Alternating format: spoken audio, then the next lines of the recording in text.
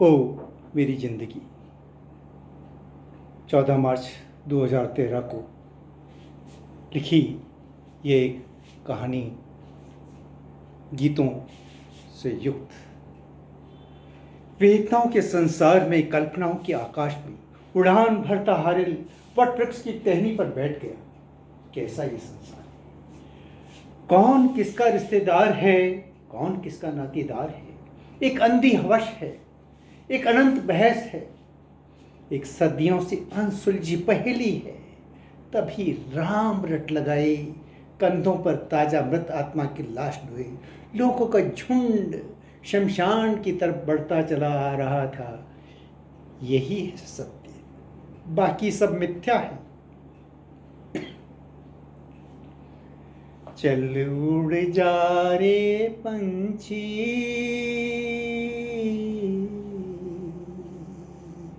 कि अब ये देश हुआ बेगाना, कि अब ये देश हुआ बेगाना। हारिल भी उड़ चला, कोई ग्वाला गा रहा था। चल केला चल केला चल केला, तेरा मेला पीछे छूटा राही। चल केला चल केला चल केला चल अकेला। बसंत ऋतु थी, वही वटवृक्ष पत्र विहीन। कहीं से उड़ती ही मैना आकर बैठ गई, लगी निहारने। हारिल को कब से अकेली हूं, चलो अच्छा हुआ तुम मिल गए मुझे, तुम मिल गए हमदम सहारा। हो तो ऐसा हो, जिधर देखूं उधर तुम हो नजारा। हो तो ऐसा हो। I love you हारिल।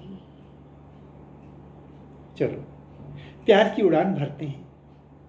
सॉरी, हम एक बिरादरी के नहीं हैं। तो क्या हुआ, हम सभी तो खग हैं, और खग ही जाने खग की भाषा।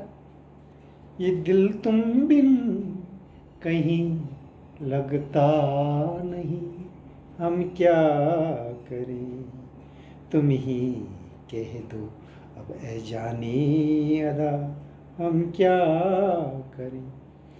हारिल और मैना कुछ पल को आकाश में उड़ते चले। पक्षी समाज को यह अच्छा नहीं लगा। मर जाएंगे कि तो अपने ही झुंड में रहेंगे। विकासवादी सिद्धांतों पर महापुरुष चलते होंगे, हम महापुरुष नहीं हैं। हारिल ने समझाया और मैना मान गई। क्यों नहीं मानती? कई बार मुश्किलों में हारिल ने उसे हंसना सिखाया था। कई दिन बीत गए। एक दिन हारिलों का झुंड आया। बूढ़ा कहने लगा, मुझे तुम पसंद हो। इतना न मुझसे तू प्यार बढ़ा, मैं एक बादल आवारा। कैसे किसी का सहारा बनूं, ना मेरा जल की धारा। तुम यकीन करो, वत्सा बहुत भोली है। हारिल ने सोचा, बात करके देखूं। तब एक कबूतरी बीच में आकर बैठ गई और शब्द जुबान में ही रह गई। बाजों से अपनी रक्षा करना चाहता है तो कह दे हाँ, कोई ने कहा। हारिल ने हाँ भर दी और हो गई शादी। पक्षी जगत में तरह तरह की चर्चा होने लगी। मुझे तुम मिल गए हो तो ये लगता है कि जहां मिल गया।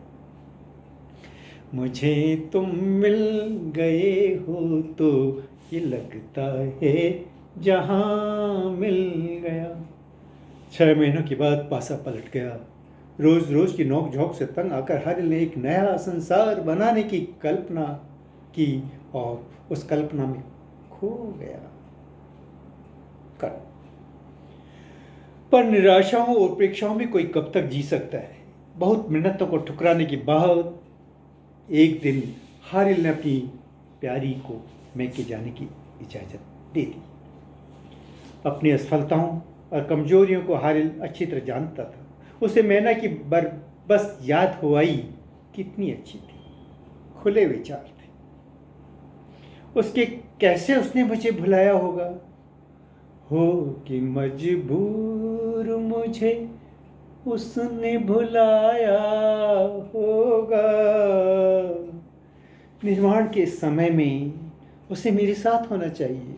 उसे है कि पीहर से वो मुँह ही नहीं छूटता। हारिल ने उड़ान भरी ससुराल की राह पर। साथन का कोई रुख नहीं था घर लौटने को। दोस्त दोस्त ना रहा, प्यार प्यार ना रहा, जिंदगी हमें तेरा एतबार ना रहा। हारिल गहरे निश्वास के साथ अपने घर लौट आया। आसमान के तारों को गिनते हुए सो गया। पर सोना उसके नसीब में कहाँ था। उसी वृक्ष के नीचे एक बैलगाड़ी वाला आकर रुक गया। उसका ट्रांजिस्टर गा रहा था, वफा जिन्स की बेवफा हो गए, वो वादे मोहब्बत के क्या हो गए। वो इतना बता दे कभी पास आके, मिला है उन्हें क्या हमें यूं मिटा के। हारिल करवट बदल के सो गया। पर दूसरा गाना तो उसका भी बाप निकला, पत्थर के सनम तुझे हमने मोहब्बत का खुदा जाना, पत्थर के सनम। हारिल लौट बैठा। उसने निर्णय कर लिया, दुख भरे जीवन से मर जाना बेहतर है। नहीं, ये रात के अंधेरे में नहीं मरेगा। दुनिया को उसकी मौत की खबर ही नहीं मिलेगी। यदि कोई जिनावर उसे रात को ही निकल जाएगा तो सुबह होते होते वे आ गई। जैसे किसी पंछी को जेल में ठूंसा जा रहा हो। हारिल फिर हार गया।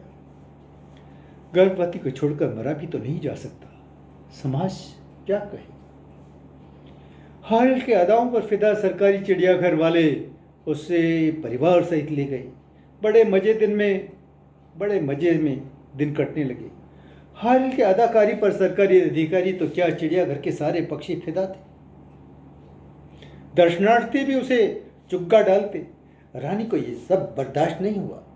उसने बच्चों को बताया कि उनका बाप आवारा हो गया है, रात रात दूसरे पक्षियों को जगह के संगत में रहता है, इसका तो कुछ करना होगा। इतने ताने मारे कि बेचारा बेमौसम मुरझा गया।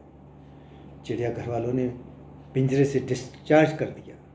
तड़पते हुए हारिल के पास एक हंसिनी आई।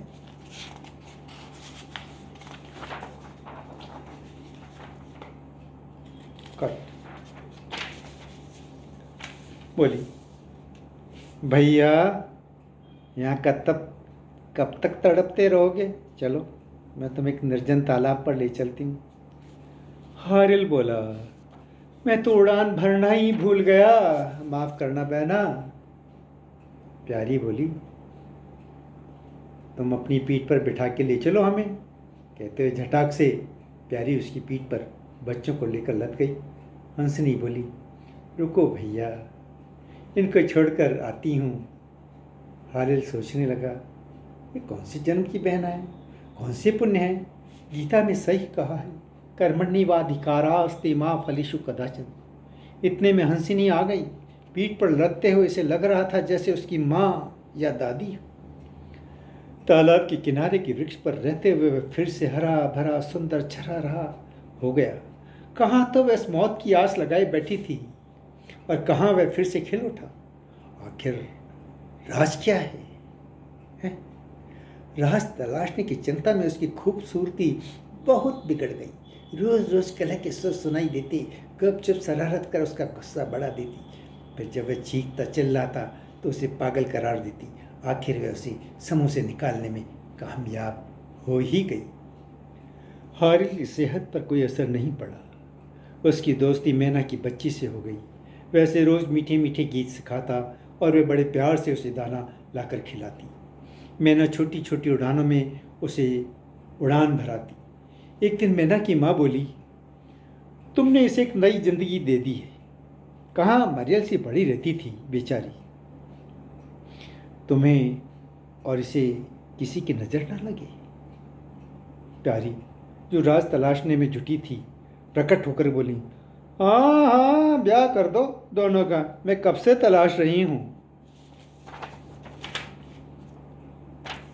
मैंने FIR भी कराई, पर पुलिस वालों को तो जब तक घूस नहीं दो ना, कोई काम करते ही नहीं है। प्यारी गुर्रा करके बोली, चल यहाँ से, घर पर बच्चे बीमार पड़े। मैना की माँ बोली, जाओ बच्चों को देखो। हम पक्षियों के बच्चे ज़्यादा दिन हमारे साथ नहीं रहते। उनने उड़ना सीख लिया और बाय बेटे, हम फिर मिलेंगे। ओके। इतने में वही हंसिनी फिर आई और हारिल को पीठ पर बिठाकर मानसरोवर की ओर उड़ चली। मैना अब सहनी हो गई थी। वे चिढ़ाने के लहजे में गाने लगी, ओ जाने वाले, हो सके तो लौट के आना, ये हाट ये बाट कहीं भूल न जाना, ओ जाने वाले, हो सके तो लौट के आना। मैना बोली, जिसे लेने आई थी वह तो चला गया। मेरी मानो तुम भी यहीं आ जाओ बहन। अकेलापन काटने को दौड़ता है। कुछ हम सुनाएंगी, कुछ तुम सुनाना। वह अब नहीं लौटेगा। जहां चाह नहीं वहां राह नहीं। अब तो जीवन भर एक ही गाना है, छोड़ गए बालम मुझे, हाय अकेला छोड़ गए। बाय।